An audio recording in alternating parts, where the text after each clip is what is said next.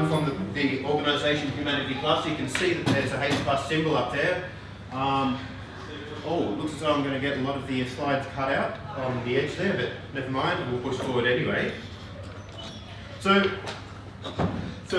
first of all, I've got my ideas about what the future might be. I've got my ideas about transhumanism. Everybody's got their own ideas about the future, and possibly very different or slightly different from my ideas about transhumanism.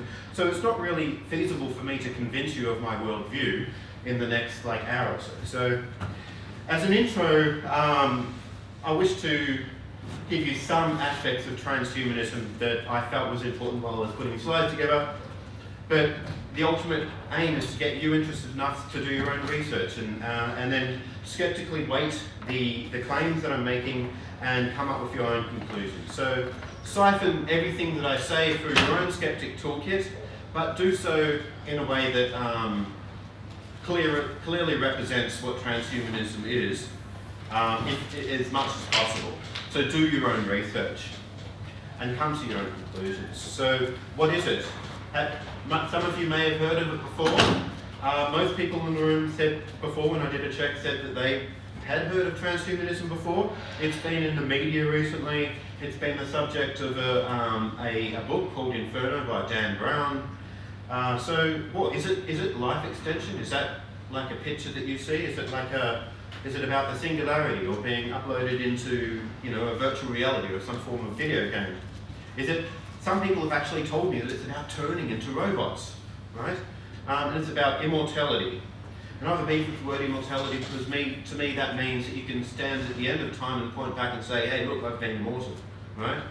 But remember, somebody who was born before you and has been around for longer than you has got a longer immortality than you, okay? So how does it all fit together? It's a really hard question because there's so many aspects and there's so many themes that transhumanists like to think about. It's a very rich, fertile soil in the community to touch upon future topics. With its history, the philosophy of it. How do we go about, justifying improving oneself or making augmentations to the body or improving society so that it's got less of a footprint on the environment and is more sustainable, more resilient to change. So it's the body, yes, augmenting the body. It's also augmenting the mind. But a mind exists in the body. I don't think you can really justify saying, well, my mind can exist without any substrate at all. It has to exist on something. And technology in general, especially technology with high impact. So there's a history and philosophy, precursors to transhuman thought. I'm going to be covering humanism and improving the human condition through technology. And so it's not settling for things that we've evolved into. So through blind natural selection, we are who we are. We didn't really direct that evolution ourselves in the past. However, we're beginning to now, consciously. So making intelligent decisions about the future use of technology. We're going to cover a little bit of the objections to transhumanism. And some of the implementations like biotech, nanotech, and artificial intelligence. So not all transhumanists are agnostic or atheist or secular. There's the Mormon Transhumanist Association, who some of you may have heard. Their website's transfigurism, I think, .org. And they're very techno-progressive, very progressive about the use of technology to improve the human condition. But the doctrine of Mormonism is all about improving people and turning them into gods in a sense. They believe that God was like a human at one stage, but used technology to get where God is. And gods have gods, and then there's gods who have gods themselves, right? So it's kind of like all these ancestor gods, but nobody ever talks about that. And they've got different levels of heaven, where the ultimate level is the celestial kingdom, and then there's levels within that, right? And my friend, he believes that people damn themselves through not wanting to use technology and for using the technology in strange and sort of bad ways. So that's what the Christianity is all about, right? To make you good and righteous enough to be able to use the technologies to enable you to become gods. Anyway, I diverge. So not necessarily mainstream materialists. Okay, it's a strong sense of self-improvement flavour to it, social movements. So yeah, access to safe drinking water, energy harvesting, distribution and storage to improve the human condition, not just amongst well-off people living in the first world, but amongst lots of people. So as we can see, a lot of the technology has enabled the bell curve of access to widen. So we have like Vietnamese rice farmers on their mobile phones with access to the world's information. Okay, and we get their children like that too. And so there's all sorts of themes. It's silly if I just read them out, but there's all sorts. So I can give you these slides later if you want. So yes, I mentioned Dan Brown's Inferno. And so Zorbas is actually, in the book, a member of the organisation, which I'm one of the directors of, Humanity Plus. And so he wants to reduce the population of the world, and he does so by, his idea is to, I guess, kill a third of the population. But anyway, I don't want to go too much into the storyline. You might want to read it and be surprised. So it points out that in many movements there exists a small but militant faction that believes that the movement is not moving fast enough. They are apocalyptic thinkers who believe that the end is coming and that someone needs to take drastic action to save the future for the species themselves. And I don't think there's any movements that are immune to small militant and extremist groups within them. Okay, some groups are more introspective and may try and immunise themselves through rationality and reminding people that we can be biased and reminding people of the explicit dangers of fundamentalism. But people will do it anyway. Many people's first introduction to transhumanism will be this book, because that's very widespread. And you've probably heard of the Da Vinci Code if you haven't heard of Inferno. There were movies made about that, and subsequent books were turned into movies. It only makes sense that this one will be turned into a movie as well. In fact, I've heard about deals going on. So it will be turned into a movie, and maybe when it is, people will become more, aware of at least the term transhumanism, but may have a sort of warped view of what transhumanism is just by getting Dan Brown's sort of taken it for the move. So why? Why do we want to improve ourselves? What's so good about getting better? And didn't nature make us good enough? Why are we so arrogant as to want more? We have an urge to go beyond our limitations. We always have. From the Stone Age, we've been making tools. We weren't satisfied with our claws. We weren't satisfied with, the way that we, bit. We weren't very good at it. We didn't rise through the animal kingdom to the dominant species on the earth through digging, flapping our arms, or doing anything else. We used our mind, and we used our mind to create tools. We shaped our environment so as to make it more conducive to our survival. Okay. So, especially in the last few centuries, there's been massive change, but there has been extreme change since the dawn of the agrarian era. Not that initially, agrarian was a good way to go. I firmly believe that some of the early men and women were more happy running around chasing animals and foraging and basically hunter and gatherer lifestyle they were living than people who were committed to an agrarian lifestyle. It's very hard to know exactly why we went agrarian, but we know that we needed children in order to till the fields. And so although at the start there may have only been a few people doing agrarian, the numbers cascaded very quickly when people had children help tend the fields, and then they had children. Those children had children help tend the fields when they grew up, of course. But actually, they had children at a young age too. But yeah, it wasn't a nice lifestyle, and we didn't evolve to dig. We didn't evolve to till soil, and we developed all manner of diseases, a lot of which we actually caught from the animals that we domesticated. But some even say that we were domesticated by the wheat that we created and by the animals that we herded. So, but I believe that with careful planning we can achieve great things with technology. And look at it, we already have. Okay, so we got stone tools. Ancient human desire to extend themselves is the impetus to progression. Toolcraft, weapons and clothes. We have a lot of communication evolved through trade and being able to communicate abstract ideas and therefore be able to tell somebody that there's a lion, not just over there, but by the river, and is looking hungry, and if we don't run away now, one of us will get eaten. Okay? So the more concepts that we could embed in language and understand through transmission of language from one person to the other, the more that we could cohesively work as a team. However, we did live as Dunbar, we lived about in colonies of about 150 people. That's a Dunbar number. Beyond that, it's very hard for us to cope with many, many people. So you may be on Facebook, or you may have Twitter feeds, and you may have more than 150 people as friends on this digital network. But what we're doing now is we're using technology, social technology, to help us cope with large numbers of other agents and help us cope with cooperating with these large numbers. One of the theories about how we got into agrarian was actually religion or belief in some sort of shared fiction. And there's evidence that there were large buildings and structures before there was agrarian civilization. And it could be that people gathered around these structures hoping to get blessings from some ancient kindred spirit, but also because there was a small amount of land around those areas, did not, they just went agrarian because they needed to fit into a small amount of areas and do that. We were very wasteful in the past. We used to, there's a lot of evidence to say that there was a lot of extinction when we moved about and became,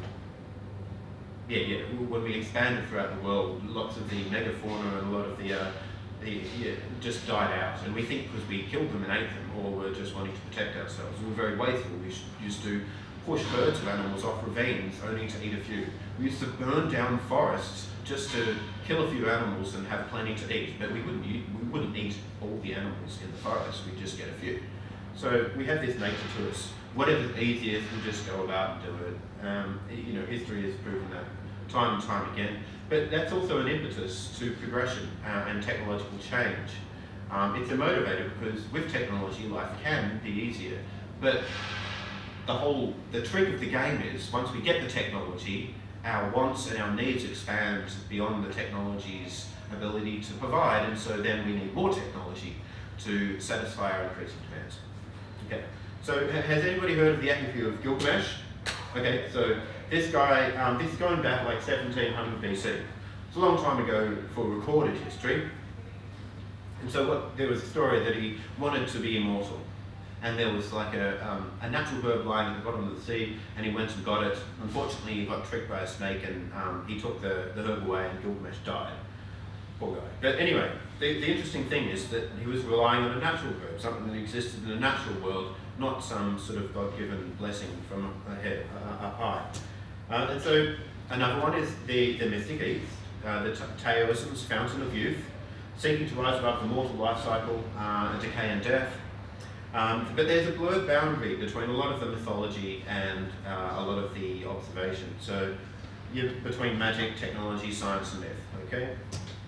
So this is just a picture saying, you can see there's a little shrew-like character stirring some elixir of eternal life, and then you've got some old writing and people going to the fountain of youth in modern day cars. So people actually still adhere to these traditions, whether they believe them or not. People like to believe them, or like to think that something's possible, okay?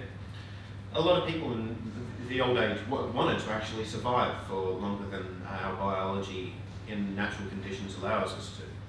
But, okay, so we have a desire for personal growth and hedonistic satisfaction. Now, by hedonism, I don't mean the colloquial term, like running around and doing whatever it is to satisfy fetishes. It's just about feeling happy and fulfilling desires, but desires aren't necessarily bad, as often they've been drilled into us to believe. So, a more healthy time alive allows us more time for growth and hedonistic satisfaction, okay? So the longer that you have a healthy lifestyle, the longer that you have to read, the longer that you have to study, the longer that you have to develop your ideas, the longer that you have to research, and the longer that you have for holidays and going out and having fun. So we may make us feel better by believing it's okay to die at 80 or some sort of arbitrary number. of years, because it's inevitable, and so we sort of trick ourselves into believing that this is okay and this is what's always happened and nature's right. But really, part of us does want to live beyond our, the time allotted us in our mortal coil. It's just a demotivator towards solving the problem of longevity. Maybe it's a moonshot for sure. Okay, more antecedents. Okay, there's always been ambivalence to new technologies. Prometheus stole fire from the gods and was punished by the gods, punished by Zeus. He was cursed to spend eternity while a vulture or like a hawk or eagle ripped out his liver every day, and that was hell. So he was punished, but a lot of people benefit from fire, a lot of people benefit from technology, but it's a double-edged sword. Another one, okay, so like we had Davis and the extension of human capacities through non-magical means. So Icarus's wings, if you've ever heard of the Greek legend, weren't magic. They were just put together with wax. And wax? Why wax? I mean, I guess it's a plot device, but hey, you wouldn't build a spacecraft out of wax. Hopefully, in the future, we'll be developing more and more advances in material sciences.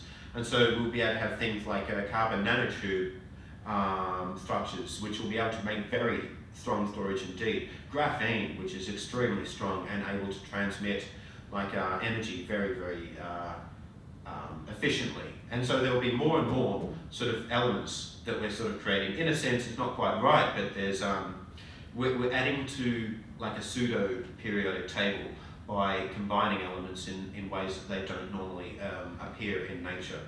Okay, so it's in a sense you can say that's alchemy, but it's not, maybe it is now, but I don't think it will be in the future. Alchemy. Okay, so more ambivalence. And Christianity was conflicted about this. A lot of Christians believed that alchemy was inspired, but others believed that it was, the devil had his hand in it, because the church didn't tell the experimenters how to do the experiments, and the church didn't have this information before the alchemists got to it. So it must have come from somewhere else, right? If God's not telling the church directly. But, that's considered as a proto-science today. A lot of it was informed by tradition. It wasn't science, but, some of it was empirical observation, generate and test, and some of it was very much informed by dogmas and existing beliefs and traditions of the time. People used to take all sorts of weird medicine. They used to eat shrews' balls in order to try and live for long periods of time. They used to have mercury in order to get rid of a headache and to cure French disease, which was some form of syphilis, I believe. So, antecedents. Unfortunately, I created this presentation in Google Docs, so it's not really formatting the way I wanted to. But anyway, Renaissance humanism. And so humanism came about in the 1400s and 1600s, encouraging people to rely on their own observations and not defer to authority. It's not about a priori facts, it's about generating and testing hypotheses and finding regularities and coming to conclusions based on the evidence. Okay? So a lot of it's about secularism. The truth doesn't necessarily come all from the church. However, a lot of humanists were still Christians. A lot of them still believed in God, but they didn't believe that all the right information was coming through divine authority. Some of them thought that God gave us a brain and that He intended for us to use it. Other people didn't. Importantly, the human us are legitimate objects of study. That was another thing. We should find out who we are. Biologically. And so this guy, Mirandola was a famous humanist. And so he's got an interesting quote here. We've made you a creature neither of heaven nor of earth, neither mortal nor immortal, in order that you may, as a proud shaper of your own being, fashion yourself in the form which you may prefer. Okay, and so on. So these are ideas that we're sprouting in this period of Renaissance, and then the Enlightenment. And Francis Bacon is a well-known promulgator of the Enlightenment. So he proposed a scientific methodology based on empiricism and investigation rather than a priori reasoning. Okay, the new tool, Affecting All Things Possible. I think that's a book. Anybody ever read it? Can anybody read Latin? So as to improve the condition of humans. So the Enlightenment was a key stage in our development of ideas. So why am I talking about the Enlightenment of humanism? Well, a lot of the transhuman concepts derive themselves from these, have had their roots in these areas. So rationalist humanist thinkers like Isaac Newton, Thomas Hobbes, Locke, Immanuel Kant, and so on, emphasis on science and critical reason, providing a foundation for morality. Now, today there's a lot of controversy as to whether science can inform morality, but like Sam Harris has brought up this, and people saying no, you can't do that. People are annoyed, but it is annoying that long, deep-seated beliefs that humanity is held close to their hearts are being sort of overturned by new evidence. It's hard to let go of something. So I'm not saying that all morality can be informed directly through science now, but the universe is material, we're material, our thoughts arise from material processes, light is an effect of material, not in the same way that matter is, but it's a material universe. I believe that mainstream materials are right, most transhumanists do too, but as I mentioned before, it's not a consensus, not a complete consensus. So transhumanism has its roots firmly planted in the Enlightenment and humanism soil. Okay, now, I think you understand what enlightenment is, but let me just say that enlightenment is man's leaving his self-caused immaturity. Immaturity is a capacity to use one's intelligence without the guidance of another. Such immaturity is caused, if it is not caused by lack of intelligence, but by lack of determination and courage to use one's intelligence without being guided by another. Okay, so antecedents, more, post-enlightenment. Would it be absurd now to suppose that the improvement of the human race should be regarded as capable of unlimited progress? So there were famous people who were actually suggesting that we should improve what it means to be human. But still people cling to the idea that human is what it is because natural selection made it that way, and therefore, it's holy, or it's sacred, and it's beyond reproach. Benjamin Franklin, who's on the American dollar bill, wanted to preserve himself in Madeira so as to be with some friends in order to be sort of awakened to some future time and some future utopia. Darwin came along and talked about evolution by natural selection, and we can see the world through this lens now, but remember, a lot of the thinking before him didn't actually see that. They couldn't see. They didn't have the science or the technology to be able to recognize our evolutionary history. So it brought to question, well, are we perfect? From an evolutionary standpoint, are we meant to be this way? Is this the way where God created us, or is this just a process that was were we created by blind natural selection, or a blind process, unintelligent design? Are we going through a transitional phase? If we didn't have the technology now and didn't destroy ourselves or self-direct our evolution, we'd still be evolving according to the constraints of our environment over long periods of time. So the materialist view, and man is but an animal. Okay, man is but an animal. Is a collection of springs which wind up each other. That was an interesting quote. I thought I'd put that in there. Julian Offery. So the body is operating according to the same physics that exists outside the body. There's nothing special in us except the pattern, really. And the only people saying it's special is the people looking at the pattern, that's us, okay? Our consciousness, our intelligence, everything depends on physical processes. It's not some sort of spiritual matter from a different dimension. Okay, well, that's my opinion. I can't prove that to you completely, but all evidence suggests. So, inspiring future-oriented discussions. There's been plenty of books out there, Aldous Huxley's Brave New World. Haldane thought, maybe a precedent to eugenics, that the process through general scientific discovery, especially controlling our genetics, A lot of people have a yuck reaction to some new technology or tampering with the body, you know, because we don't like seeing the insides of bodies all that much. We don't like sort of tampering too much. Who here looks forward to getting a bypass? Right? You know, you go into a surgery, you get your chest torn open, break into ribs, have to cut through with a saw, and then tamper with your heart and, you know, put springs in places so as to widen our arteries so blood can get through. It doesn't sound like a very nice thing, but what's the alternative? Okay? A heart attack. And so, look, we may not be looking forward to it. We go, oh yeah, well, I guess I don't want to do that, but, you know, I'll do it. The alternative is not that pleasant. In science fiction, you know, Aldous Huxley's Brave New World, there's a dystopia through selection of social control through biotechnology and selection of the types of people that would be brought into society. 1984 had similar themes. I think with Brave New World, they had the drug soma in it, sort of like causing people to be more benign and less questioning. So technology, not used to increase capacity here, it's used to inhibit human capacity, to control human, to control us. It's different, from my view, from the transhuman outlook, and that's more about extending the human form, not about inhibiting it or controlling. Not to say that there isn't any room for control in large societies. We don't want, you know, a psychopath having access to dangerous technology and inflicting his views or this person's sort of experiments on the rest of society. Sure.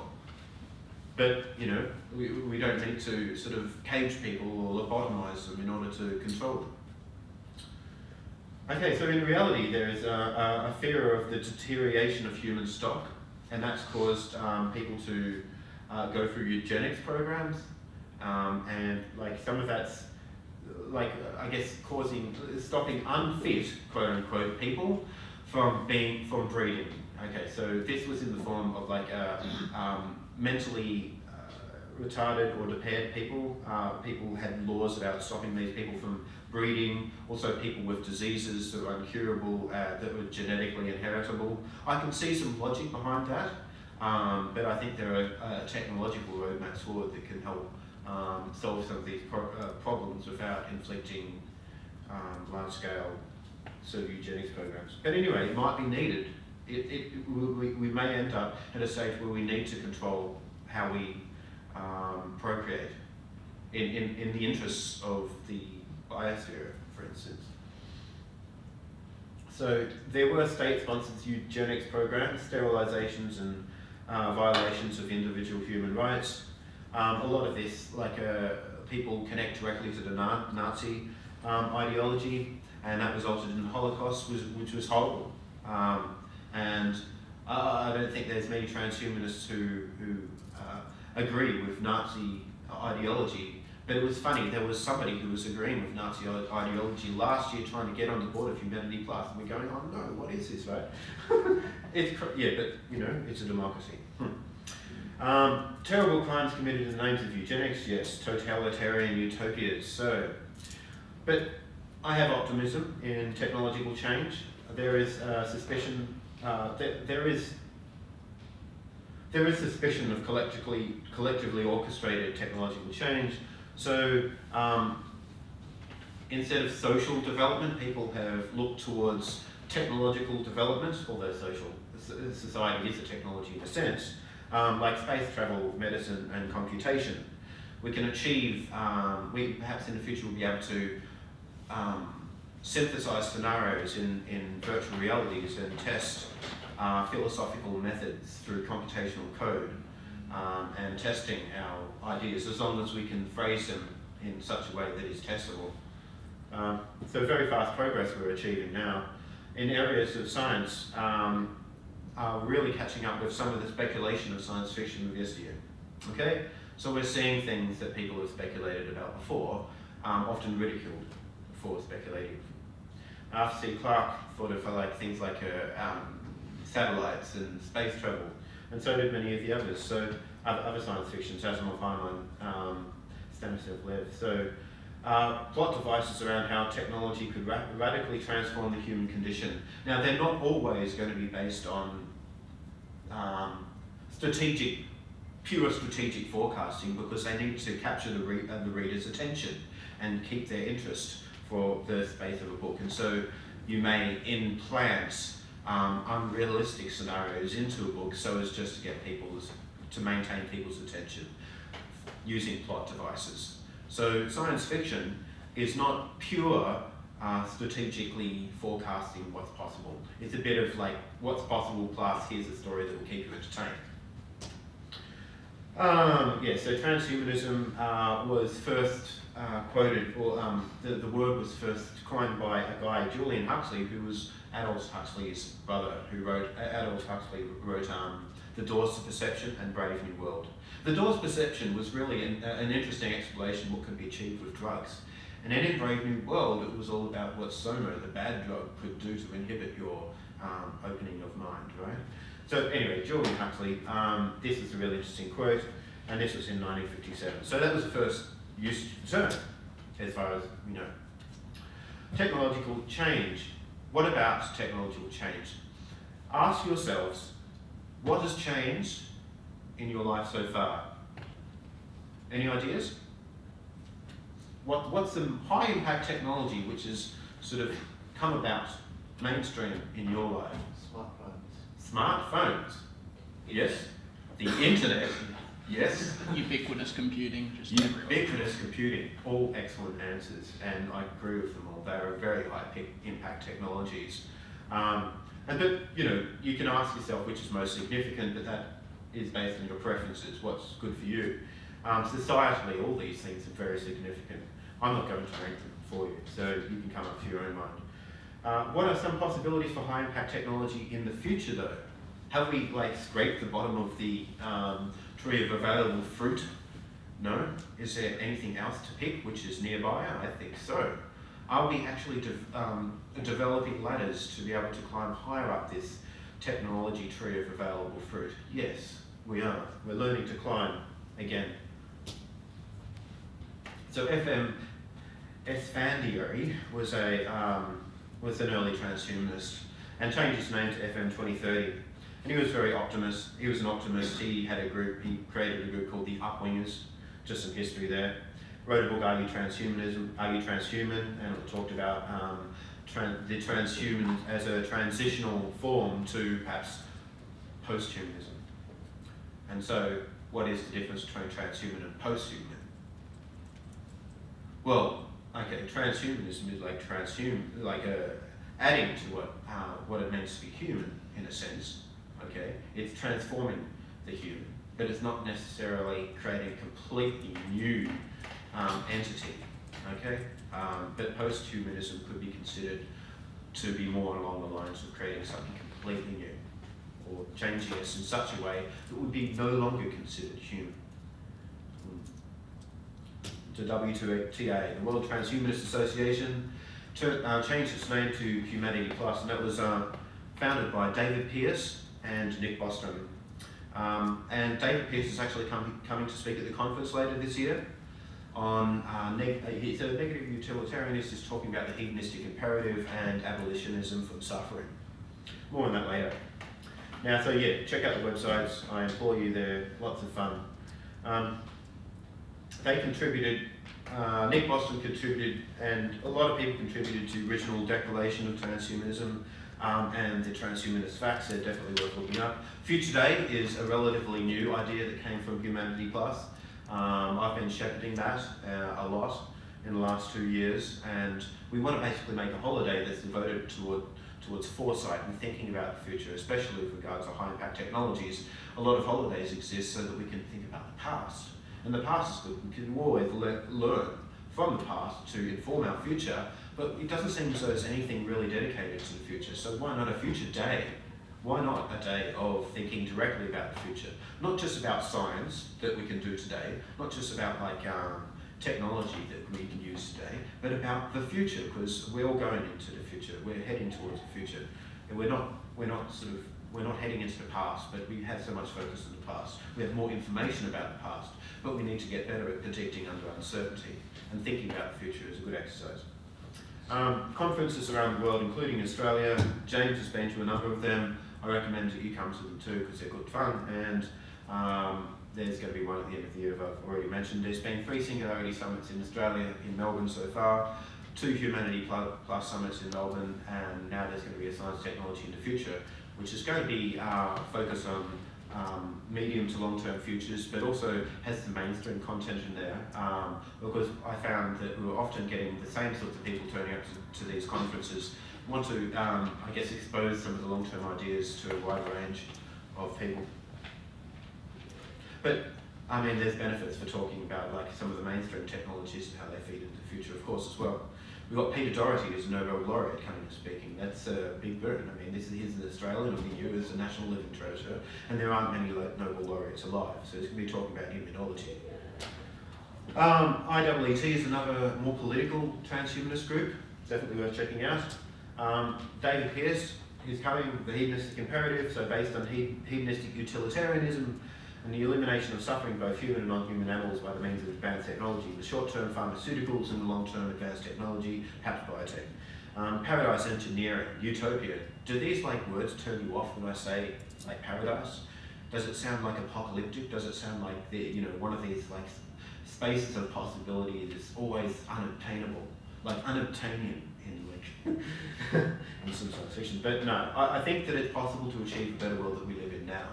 I think theoretically we can engineer ourselves to be happy a lot more with what we have, and be happy with our progression. We have fear, jealousy, depression, anxiety as a byproduct of blind natural selection. If you were designing yourselves, would you design in these things?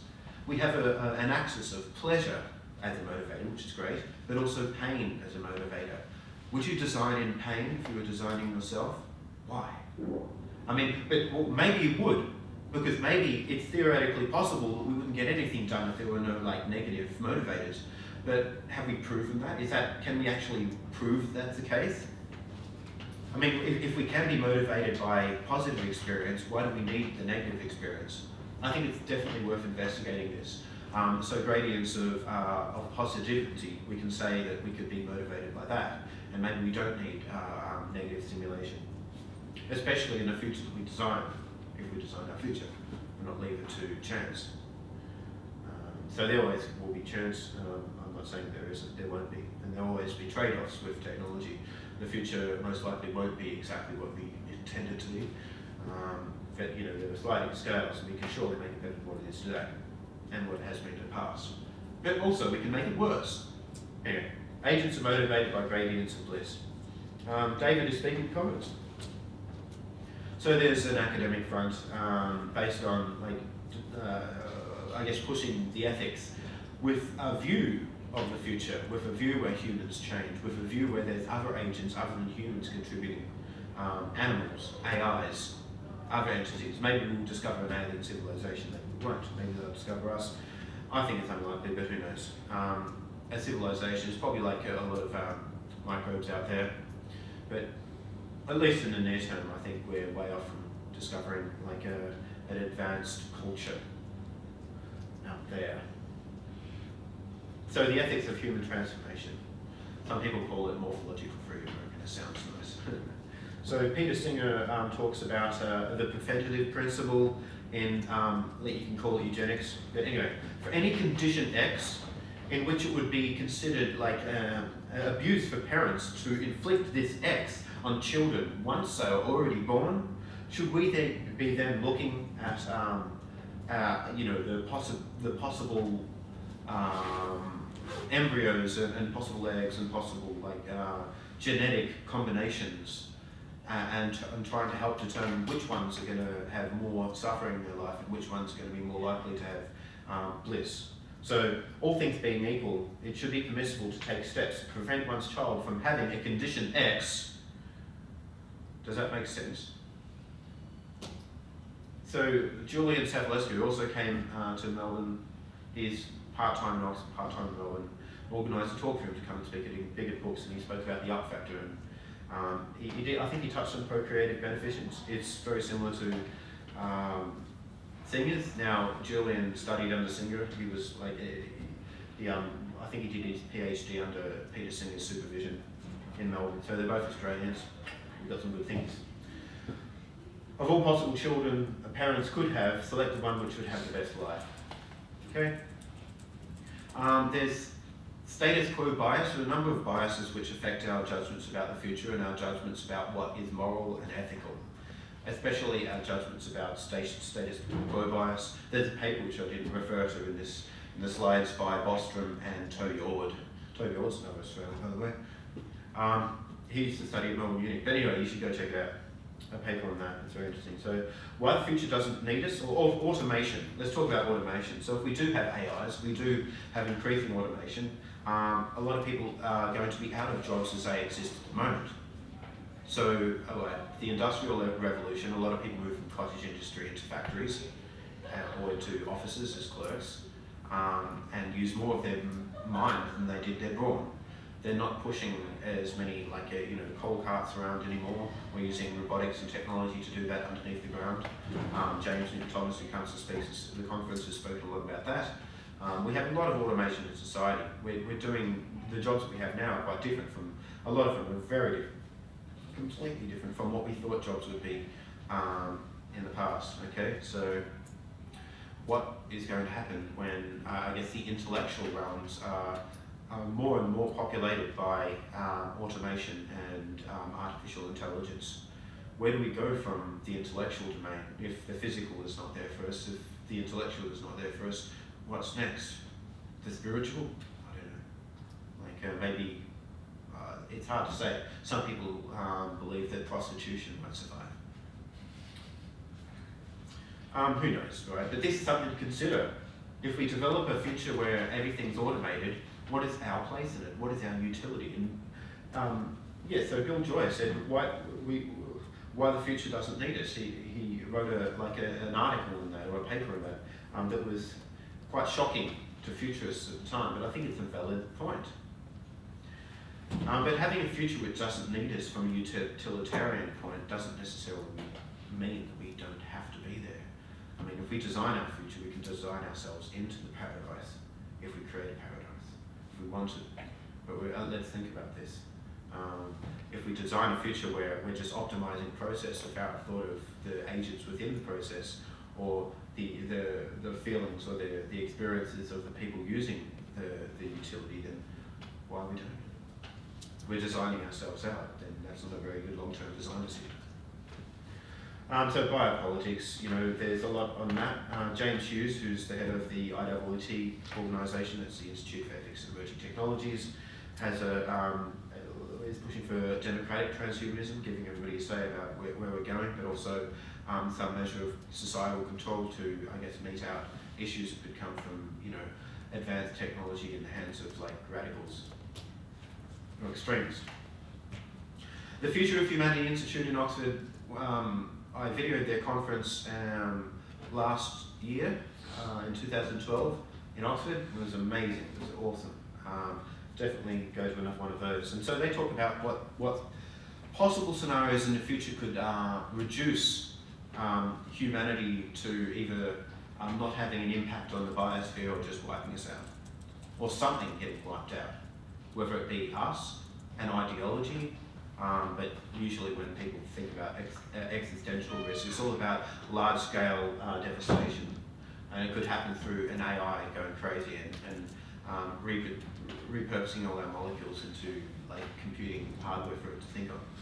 Or it could be like a solar flare wiping out a lot of the transistors and the world going into chaos and war erupts and all this, people don't trust each other anymore because they can't know what's going on. And it could be other environmental factors as well. So there's been some criticism. So the wisdom of repugnance, this sort of yuck factor that we're born with, we have this sort of disgust response to a lot of things that we don't understand, and a lot of new ideas. So the repugnance is the emotional expression of deep wisdom beyond reason's power to fully articulate. We intuit and feel immediately without argument the violation of things we rightfully hold dear to pollution and preservation. The fitting response can only be horror and revulsion, and conversely, generalised horror and revulsion are prima facie evidence of foulness and violation. It doesn't sound like science, really, does it? I mean, he's a well-respected person, but he's looking at our disgust response to inform our decision making about technology, and what it is basically something a disgust response you can't articulate why you're disgusted about it isn't falsifiable. You know, you can just say, oh, I'm disgusted with that, I don't want it. But then again, you could say, well, I want this, why do I want it? And then you'd have to say, well, because I prefer this. And our preference is fully falsifiable and justifiable. It's an open question. But anyway, I'm not a fan of Leon Kass's yuck factor, or the heuristics of fear. Some technologies may elicit this kind of yuck factor, like medical procedures that I mentioned before, like opening your chest for a bypass. Brain-computer interfaces, maybe people don't want to have that, even if it could extend their experience. They just don't want the feeling of actually going through the process and having some sort of neuroprostheses added to themselves. People don't dislike in the future, even if it's not that invasive. Yuck, right? A disgust response, opening heads, blood everywhere, brains, you know, the stuff zombies like to eat. We don't want to mess with that, do we? Well, maybe we do. I'm not suggesting eating brains, okay? The most dangerous idea, the world's most dangerous idea, transhumanism, has been pinpointed and posted up as the world's most dangerous idea. People listen to this Francis Fukuyama guy, who used to be, may still be an advisor to the presidency, but was definitely an advisor to presidency in the past. Now, I'm not sure if it was George Bush, I'm pretty sure it was, I might need to check that. So he's saying that there's some unidentified factor that can't be articulated. It's similar to Cass, saying that we depend on this, and if this doesn't exist, even though we don't know what it is, then stuff will get bad. You know? And so that's why transhumanism is a bad idea, because of factor X. But he can't really tell us what factor X is. Now, it may seem like I'm sort of straw manning him a bit, and I guess possibly I don't have the time to really go into his argument, but he's not specific about what it is that makes transhumanism the most dangerous idea. He can't be. He's been questioned about over and over again, and so he keeps on referring to slippery slope arguments. So what's been happening in the world? What's exciting? Okay, many of you have probably heard of like the Obama Brain Project. That's like it's really called the Brain Initiative. So, you know, 10 million and more coming to develop new technologies to understand how the brain works, mapping out neurons, and understanding like larger scale the population level of neurons. What's that doing? And so there's been an interim report. Some say the goals are ambitious, others are happy with them. They propose progress in theory by having collaborations amongst computer scientists and experimentalists in imaging, etc. I think this is interesting that the transhumanists are not the only people who are thinking moonshot anymore. Okay, keep that in mind. It's not just this, you know, sort of weird group called the transhumanists that are thinking, oh, well, maybe this is possible. A lot of science has been guided by near-term technological spin-off. So a business plan to fund science. Now, there may not be a direct business plan coming out of this, and there's a lot of speculation, but you know, I think that's a good way to be, because long-term projects require more speculation than short-term technological spin-offs. Some suggestions that the project will fill the gaps of neuroscience research. Others are saying that it may divert fund from other smaller creative projects as well. Who knows? Let's hope it does one thing, adds to the moving forward of understanding how the brain works, and doesn't like sort of squash other efforts in the process. So yeah, there is profound implications. So the origin of our cognition. I mean, the ultimate questions of what we've been asking about ourselves: where do we come from? Who we are? Who are we? Why am I who I am? I think, therefore I am. It's not really enough. We need to know the physical processes. We've had black box approach to understanding the brain or the human mind in the past. We used to think that the mind was a product of like these four humours that flow throughout the body, and the brain was naught but a radiator, some sort of cooling device, and wasn't all that important. Right? This was what we believed in the Middle Ages. A lot of people, the consensus of opinion was based around some like four spiritual forces: black bile, yellow bile, blood, and phlegm.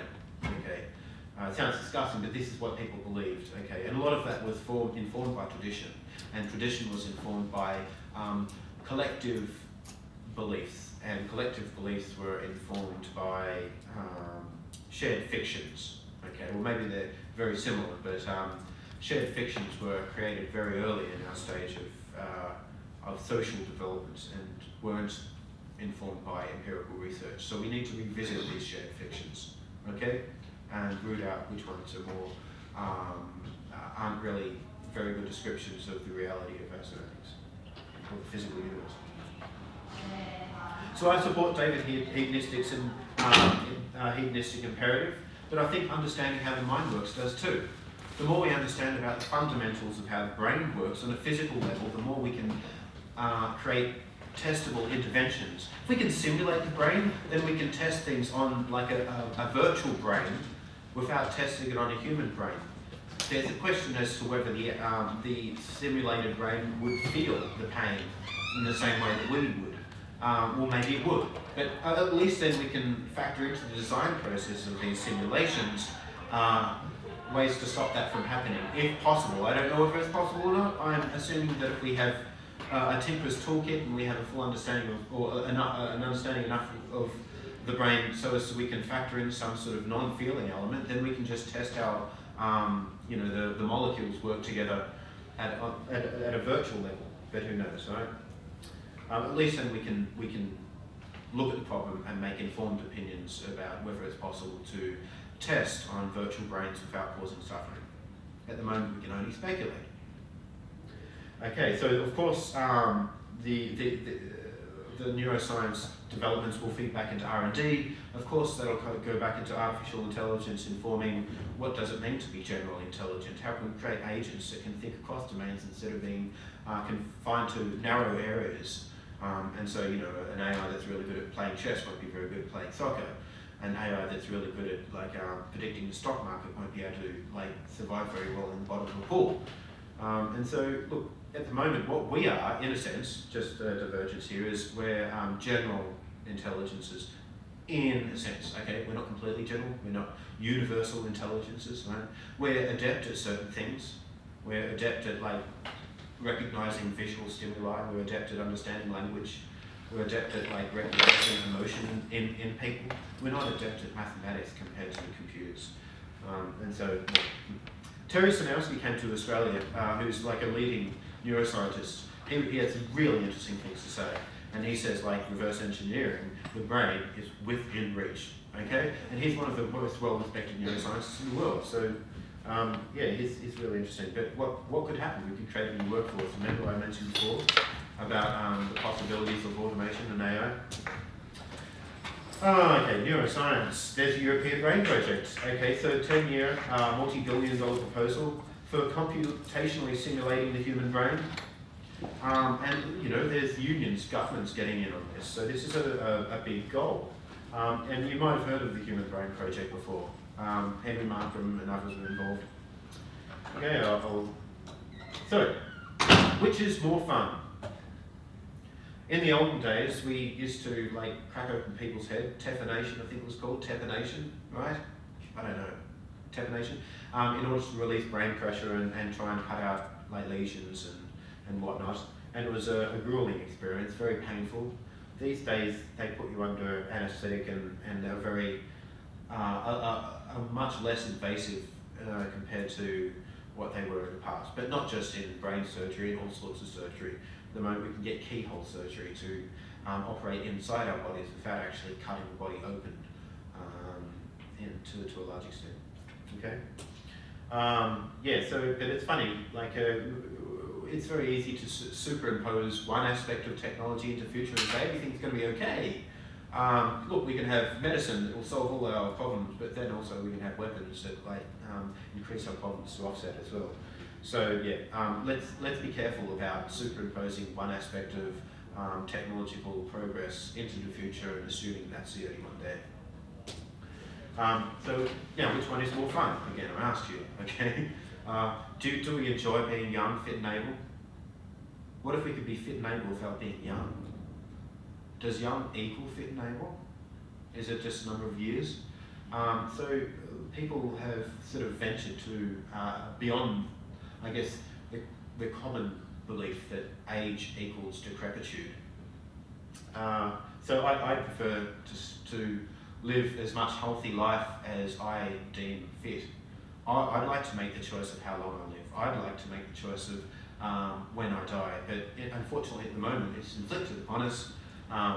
When we get to a certain age, we slowly but surely, I guess, get sicker and less healthy. We sort of descend into decrepitude and life. We lose our memories, we forget who our relatives are, we forget who our friends are. And I've actually worked in a hostel before, and I've heard some really, really sad and unfortunate stories about life once lived that was brilliant. And it's the process of letting go is hard. Not to say that it's necessary for people to do that today in order to come to terms with it. Just because that's a process in which we come to terms with death doesn't mean that that's a sacred process that we all need to go through. Accepting death, okay, it's just a mechanism that we use to, I guess, reduce the horror of it. And I'm not saying that people shouldn't use that form of like a psychological manipulation of themselves. But if we had an alternative, then we wouldn't need to, okay? So has the war begun on aging? Yes, I think it has. It's been in its beginning since the 90s. Now it's actually really coming full force.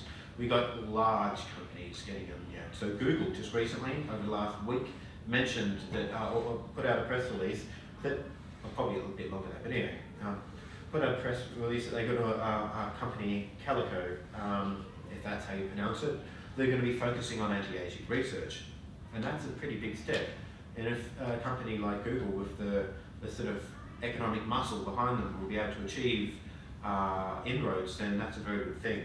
Okay, so things are looking hopeful, and we should be happy about this.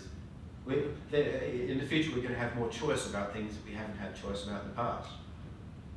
So in the past, Zuckerberg, Brand Milliner have joined forces to, extend life, and they've rewarded scientists who've made significant contributions. At the moment, like scientists often just hidden away in the back recesses of a company and not really thought of as like heroes. And so it's interesting, this quote here that Brent makes, and I think it really resounds to me.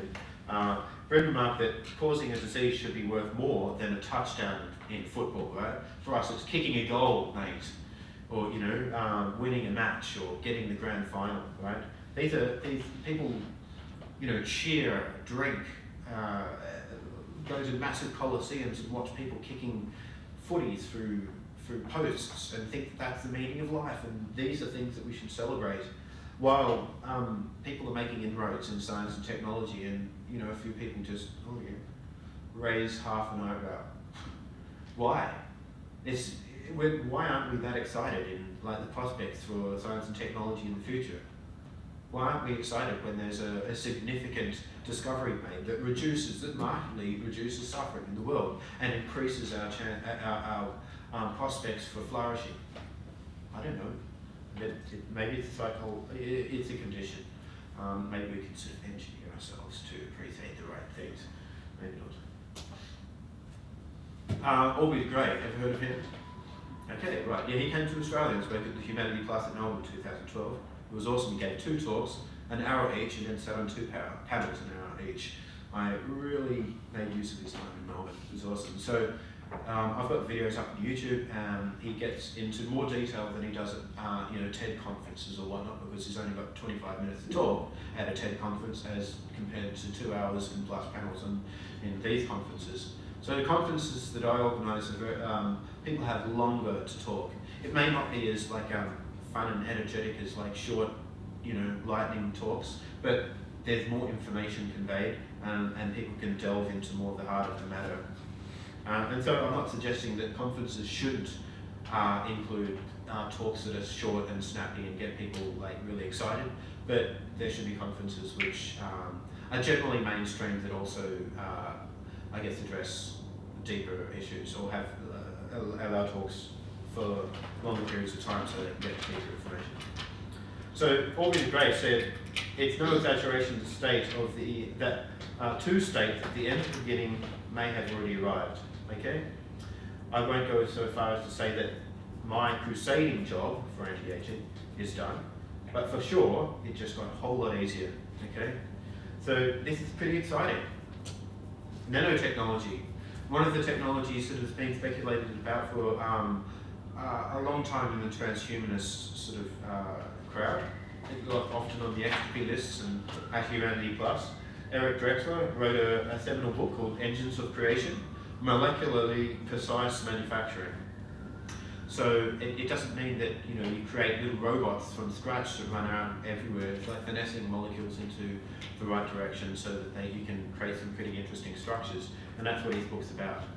And so nanotechnology today sometimes means material science, where you're just getting a barrel of chemicals and sort of swirling them around at a certain temperature, which creates molecules at the size of the nano level. But that wasn't the actual definition of nanotechnology initially. It's more about molecularly precise manufacturing.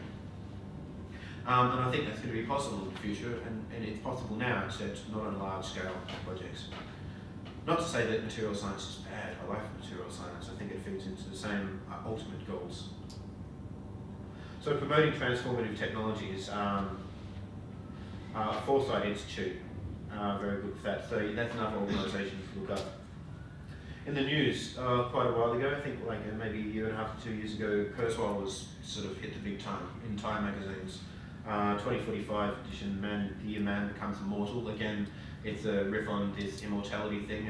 As I mentioned before, I'm not big on the word immortality because we can never really know whether we've been immortality, because we can't step outside time as far as we understand physics to work and look back and say, oh, look at all my futures and pasts on every Everett branch of the multiverse and see I've lived forever, right? It's kind of silly. But anyway, people use that term colloquially. I think it's okay. There's a movie coming out, but it was, this Time magazine article was very much also around accelerating technologies and the singularity. Okay, who here has heard of the idea of the singularity? Technological singularity. Okay, so this is a very powerful concept. Okay, often people just think it's ridiculous, but let's cover that later. There's a movie next year. These ideas are coming into mainstream now. Like I mentioned Dan Brown's book before, Inferno. That's reaching a lot of people. Transhumanism is getting to people for the first time via, fiction. So it's interesting. Transcendents next year is going to have some major actors, Keanu Reeves and Morgan Freeman. So let's see how that pans out. I'd be interested to see. So I think it's going to be a bit of a booster to the idea of a singularity, instead of negative, what could happen if machines take over. And a lot of the films in the past that have incorporated artificial intelligence have used AI as the villain, okay? As the villain in the plot. So it'd be interesting to see a movie that doesn't do that. Not to say that AI could not be dangerous, right? Okay. So accelerating returns. Anybody understand what this is all about? Okay, so we've seen Moore's law in effect with regard to transistors on CPUs. More and more, every 18 months, it doubles according to this law or observation. And what does it mean for other technologies? Other technologies have ostensibly even moved quicker than Moore's law at some stages. I'm not sure if it's always going to be a hyperbolic curve upwards. I suspect it's more going to be like a series of surges based on discoveries. It's not like a law that we always like shoot, information just increases like exponentially forever for time or eternity. It may end up that way, but I doubt it, but who knows. In any case, even if we do have surges, large increases and large thrusts upwards with technological discovery, it's still going to have a massive impact, okay? Really massive. I mean, we've already seen that in the last 100 years. Could be much more in the future. It will be so intense, the change brought on by artificial intelligence, for instance. It could equate to the rise of human species in the animal kingdom, okay? Which had a big impact on the planet, right? Yeah, it did. Okay, so let's talk about accelerating returns. Okay, so there was a story about an ancient Chinese king, and he had a philosopher there, and they were running out of rice or something, and they wanted to determine how much rice they should plant, and so anyway, it came down to like this philosopher saying, well, our village is starving, king, we need some rice. And the philosopher had done something really good for the king, and the king wanted to reward the philosopher. And the philosopher says, okay, well, why don't you give me 1 grain of rice for the first square on the chessboard, double that for the second, double the second for the third, and double the third for the fourth, and so on, until we have some rice for people to eat. And how much rice do you think they had? I know. Yeah. So a lot, okay? And people have done calculations, physically what it would look like is covering the world with rice, like a number of layers up, maybe a kilometre up. I haven't verified that myself, but I've heard that sort of idea bandied about. But there's a lot of rice once you get to the end of the chessboard. And so if we wanted to have a large party, if we invite one person and get them to invite 2 people, if we invite 2 people and get that person to invite 2 people, and then that person gets their people to invite 2 people each, and their people to invite 2 people each, that would repeat. We'd have a very big party, after a few iterations, after more than 10, right? More than 7, okay? So the intelligence explosion. I.J. Good sort of hypothesized in the 60s about what could happen if we had like a recursive, AI recursively self-improving. So optimization. I'll go into this more later. This is a worthy quote, so I'll just say it. So let an ultra-intelligent machine be defined as a machine that can fast pass all the intellectual activities of every man, however clever. Since the design of the machines is one of these intellectual activities, an ultra-intelligent machine would be able to therefore design even better machines with its more intelligence. There would then unquestionably be an intelligence explosion, and the intelligence of man would be left far behind, and it would be likely the last invention we ever need make. Maybe, yeah, if we make the invention and it's nice to us and it's a good thing. So the idea between the intelligence explosion, it's hard to get that rock up the hill. Once we've pushed it up to a certain tipping point, then the rock will roll downhill according to natural laws itself. So if we can get an AI to bootstrap its own improvement process such that it can improve itself across the many domains, then we have a powerful force in our hands. Okay? So that's a metaphor, of course. It's not, gravity probably won't have much of an impact on AI directly. So, this positive feedback loop, it's probably important to talk about this. So it's an agent's ability to intelligently design and recreate itself, optimization.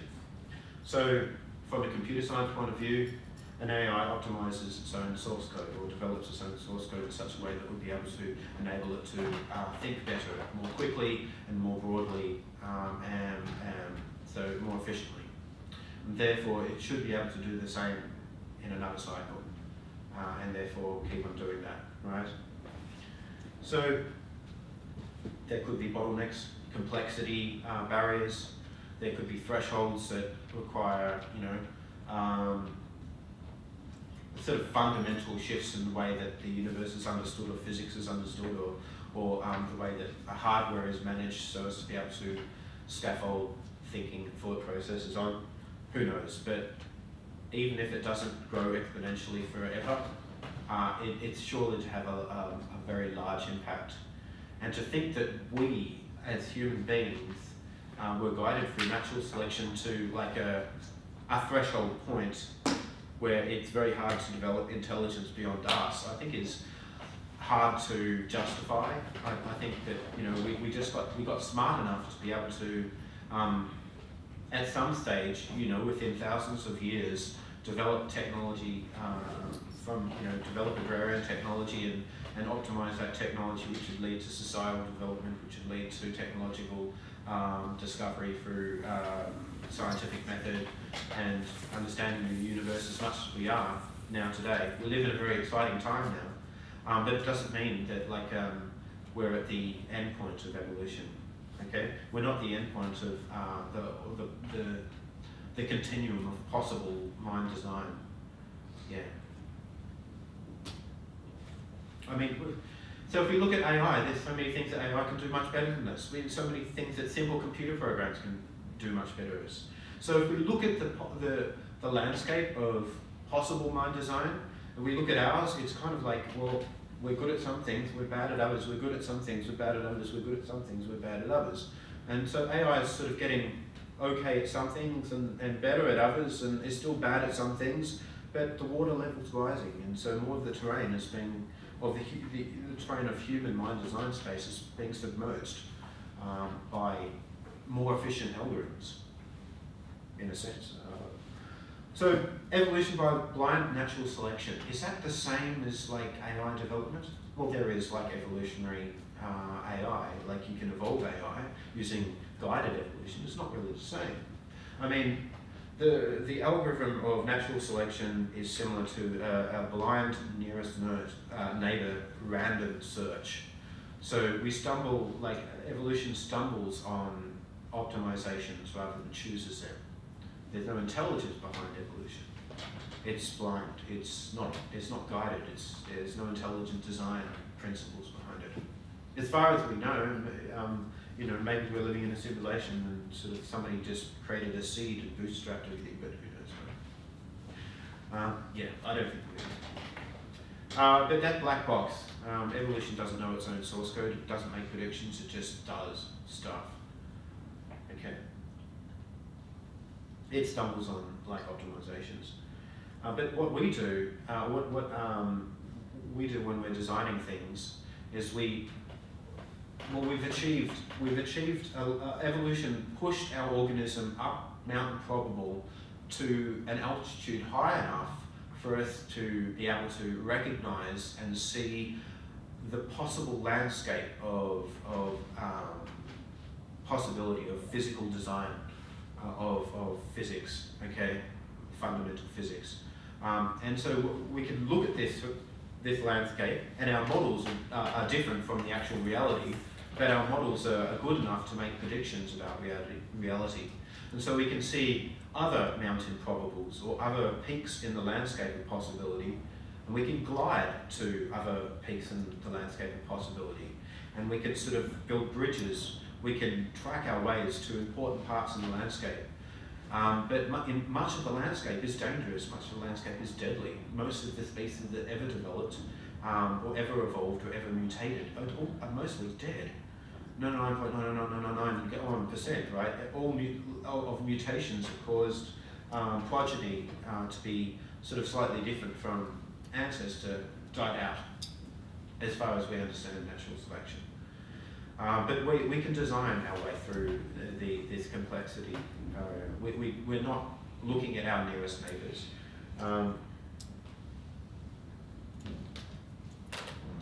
So yeah, processing the possibilities in the landscape decreases the costs of achieving like a movement in this landscape of design. So we comb our immediate search space and find optimal places to move, and we can sort of see on the horizon about other optimal places we'd like to be and goals set to get there. So we can, our compression of the search space is also responsible for ideas cascading much more easily than blind adaptations. So in a sense, I do believe in our intelligent design, except we're the designers. And we're also designing agents to help design, okay? And so we actively examine good ideas, looking for neighbours, labyrinths repeat.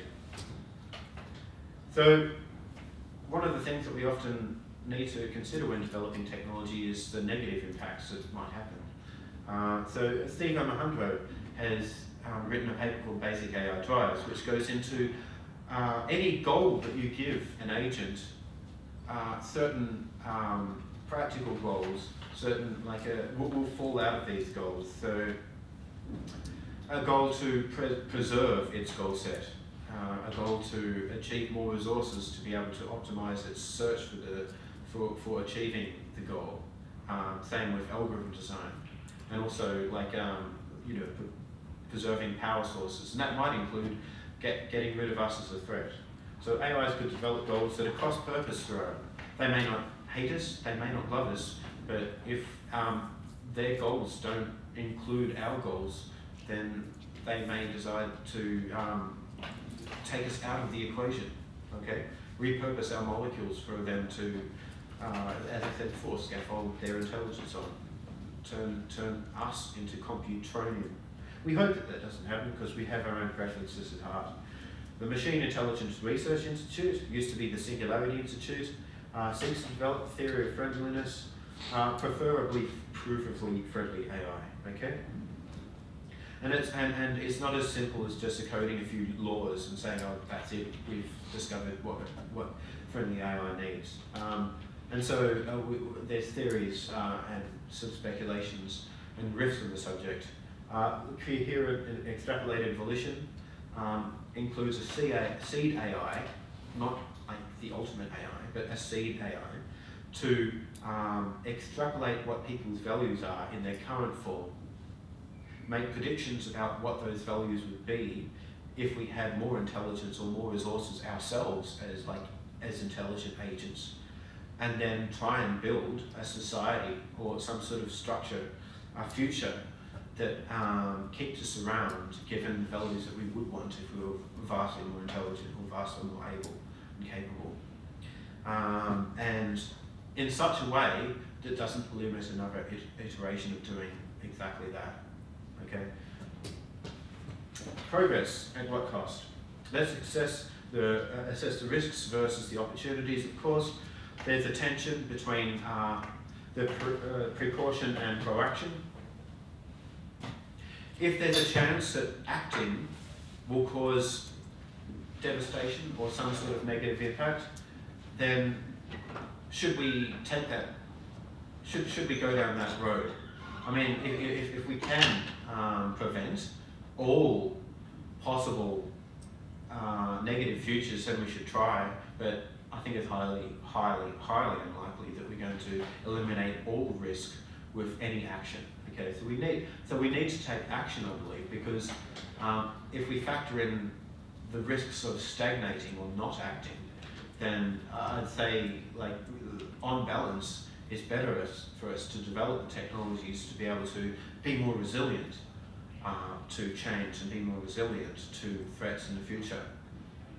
Now, we live at that time now. We're in a time where we can really make, as a society, these forms of changes to the way we are. So this can be in the form of social structure, but it could also be in the form of physical human form. And that's part of where transhumanism comes into it as well. We're not interested in just staying the same and being like just this modern anatomic human forever. There are some good aspects about being human, and there's some undesirables that we want to eliminate or get rid of. We don't want to feel jealousy. We don't want to have thoughts of murdering people. We don't want to kill innocent animals necessarily just to eat. We don't want to extinguish consciousnesses where it's not necessary. At the moment we do, because the alternative is us dying or not being, not having our nutrient needs satisfied. So some people turn to vegetarianism and veganism, which I think is a valid sort of choice in life. Yeah. Anyway, so that's an ideology I'm not going to get into. So anyway, so the precautionary principle, sort of promulgated by Max Moore, is important because it goes into what I've just said, really assessing the risks of stagnation and the risks of not acting versus the risks of acting. We should always assess risks of acting, but we should also balance those with risks of not acting, okay? In a nutshell, but you should look it up because it's really interesting. So the landscape of possibility is fertile for us to discover and approach. So intelligently guided cascading change versus adaptations, I mentioned that before. We want to intelligently design our future. As we get better at doing this, like the universe is large, there's so much resources out there. We're about like a tiny film on a rock in a small solar system at the edge of some spiral arm of one of the billions of galaxies out there in the universe. And at the moment, we've got no evidence that there's occupants taking up a lot of the matter. So we're not invading other people's territory if we start repurposing like asteroids, planets, and this, that, and the other, so as to create, I guess, better sort of computers to help make predictions about our future and to create better substrate for us to live on. There's so much resources out there that are ripe for the picking. We'll get there. I don't necessarily know if near-term space exploration will pay off as long-term, but I believe once we reach a level of nanotechnology that enables us to molecularly precisely create what we want, then you will be well on the road to doing some really amazing things. And that may become possible before singularity or as a result of a singularity and AI, intelligence explosion. So that's all. So thanks, and I do appreciate your time. I'll leave that slide up so there's some web addresses. I've got a YouTube channel that has got close to 600 videos on there with interviews from big thinkers around these topics, and also recordings of a lot of the lectures at the conferences I put on in the past. It's a good resource. I'm part of Humanity Plus. If you want to email me, you want to find out more, yeah, please do. Would you be able to send me the slides? I can send you the slides, yeah, sure. I'll post them up on the Facebook page. Yeah, that's true. A lot of good links in there. Yeah, there's a cornucopia of links. There was so much more I could put in. I just ran out of time, and I thought, well, almost 60 slides. But you know, I think I have a habit of putting in too much information. It might be better if I just keep it in the future, make it more precise and short. But there was time enough to cover all the slides, which I'm amazed at. So thanks for enduring. Are there any questions or things you want us to raise? Please, questions, comments, contentions, criticisms.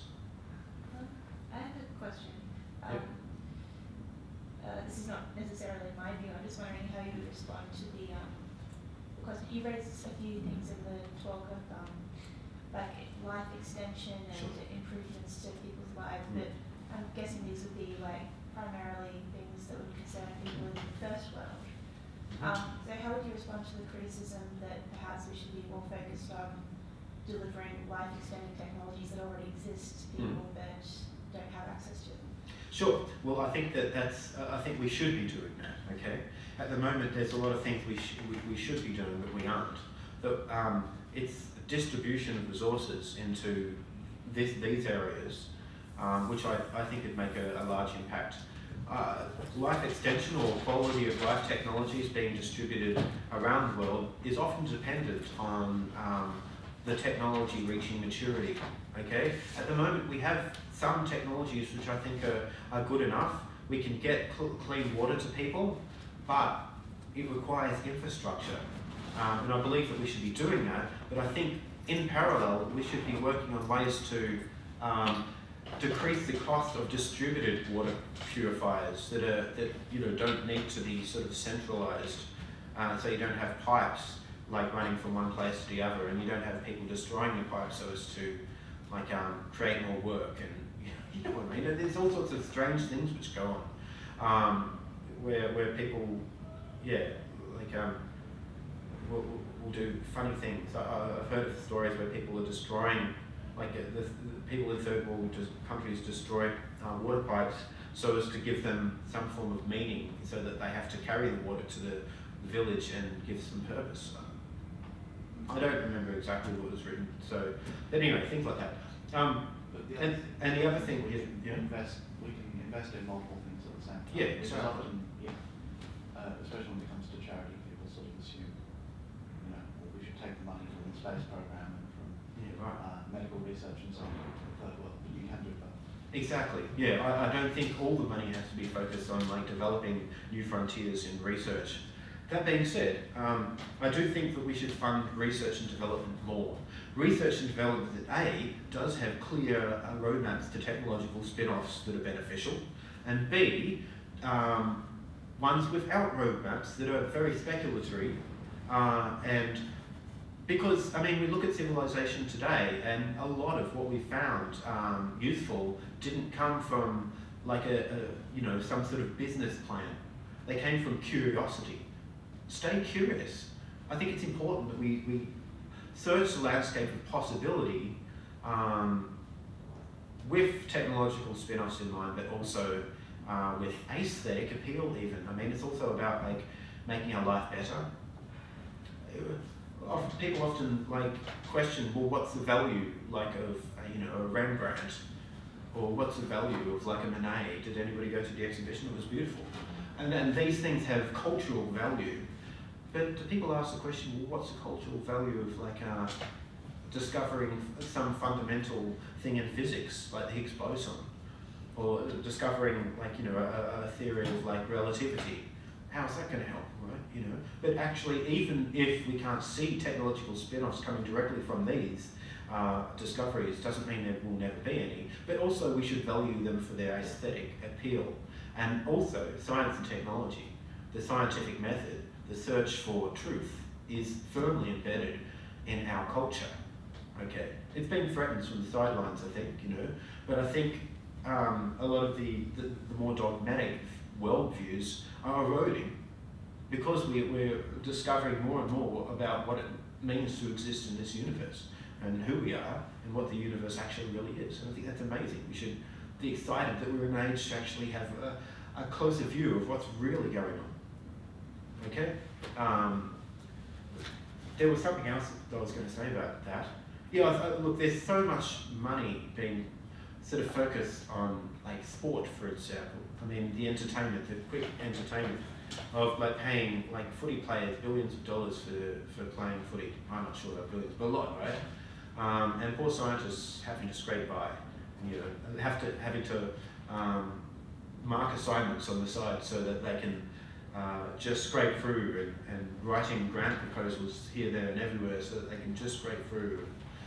It's a bottleneck, okay? So more funding needs to be put into the research domains, and also technological domains which have high impact. The further we get... No, I was just going to say, part of the reason that I invited you to talk today, and that I think events like your conference at the end of the year and things like that are important, is to raise more awareness about these sorts of issues so that we can get more public support for this sort of funding. And so it doesn't have to be a case of taking resources from charity and using it for scientific research, but rather, as you said, taking it from maybe other less important things. And if the public will was there, then we might see more of that. So. And a lot of the wealth that we have, I completely agree with you, a lot of the wealth that we have and we're existing, we're benefiting from today is based on technology and research. Okay, so we should feed back into that a lot more than we are, I believe. And we should be cautious about it too, because not all technology is used for the right purposes. As I mentioned before, the Oxford Future of Humanity Institute is an excellent sort of thing to have around, so they can guide, so they can like inform the development of certain technologies so as to make them safe. I mean, yeah, I think there's risks with technology too, of course, but like I don't think that those risks outweigh the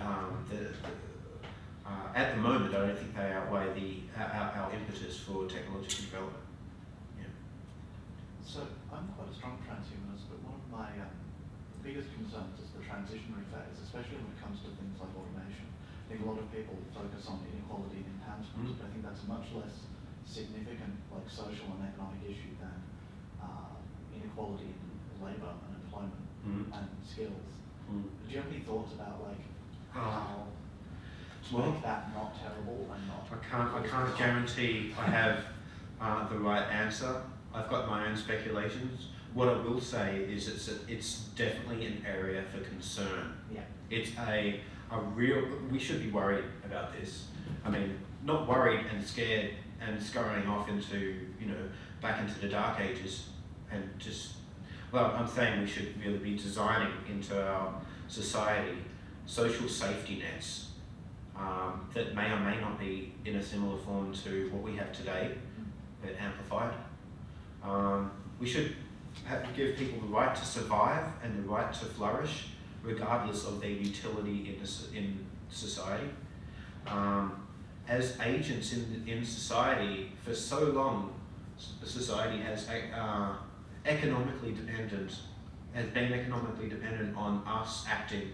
If it gets to a stage where it's even less and less and more people have no measurable utility economically in a society, then I find that hard to imagine. Yeah, it's hard for me to imagine. It's hard for us to sort of see that. But have you ever been through a time where you've been unemployed for a while, or you haven't had enough money? If you ever tried to scrape by, it's a little bit scary. I have, and it's not a nice feeling. And often people look at, I guess, less achieved people and look down at them and think, they're just taking up room. They're like leeches. They're taking away from what could be ours. Right? It's this sort of herd clannish mentality that we need to be aware of. So in essence, I think a lot more thinking needs to go into it.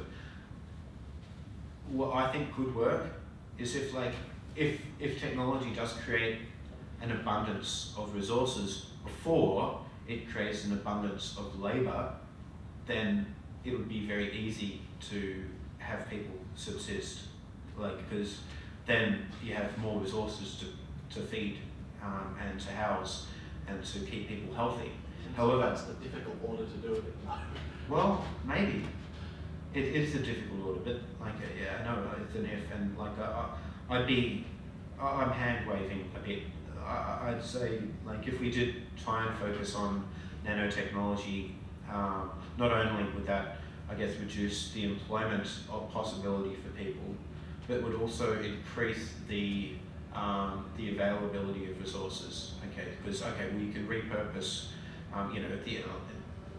You can create material which doesn't wear out as quickly, so people don't need to spend as much money replacing stuff. You can have buildings that are much bigger and can house more people. We may get to a stage where we need to ask questions about, well, should we be creating more people?